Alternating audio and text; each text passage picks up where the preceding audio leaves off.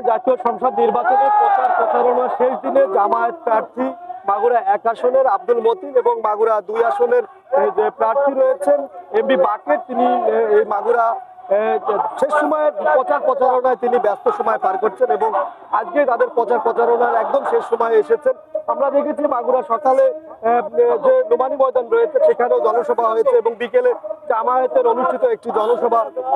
বিশাল একটি জনসভা অনুষ্ঠান হয়েছে। সেখান থেকে কিন্তু মাগুরা 1 আসনের যে প্রার্থী রয়েছে দাঁড়িপাল্লা প্রতীকের যে প্রতীক রয়েছে তিনি কিন্তু এই জনসভায় অংশ নিয়েছেন এবং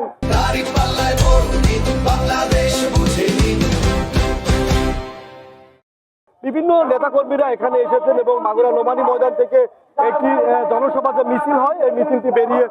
ঢাকা রোড এবং ভায়না হয়ে নোমানী ময়দান হয়ে আবার চৌরঙ্গীর মোড়ে সংক্ষিপ্ত সমাবেশ অনুষ্ঠিত হয়। তবে এই সমাবেশের আগে নেতাকর্মীরা এখানে কিন্তু বিভিন্ন প্রতিশ্রুতি দিচ্ছিলেন মাগুরার 1 আসনের উন্নয়ন এবং মাগুরার যে আগামী দিনের কেমন সরকার হবে, আগামী দিনে একটি ভোটের মাধ্যমে কেমন বাংলাদেশ গঠিত হবে তেমনই কিন্তু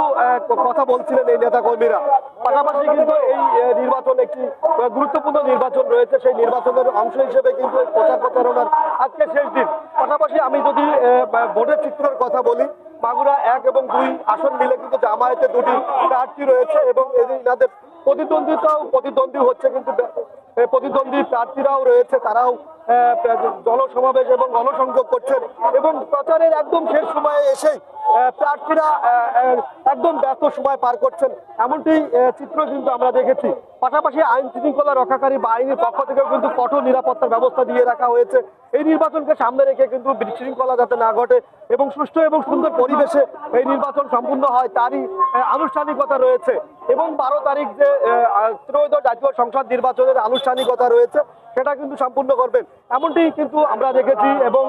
জেলা রিটার্নিং কর্মকর্তার কার্যালয় সূত্রে আমরা যেটা জানতে পেরেছি এখানে কিন্তু সেনাবাহিনী, আনসার এবং বিডিপি এবং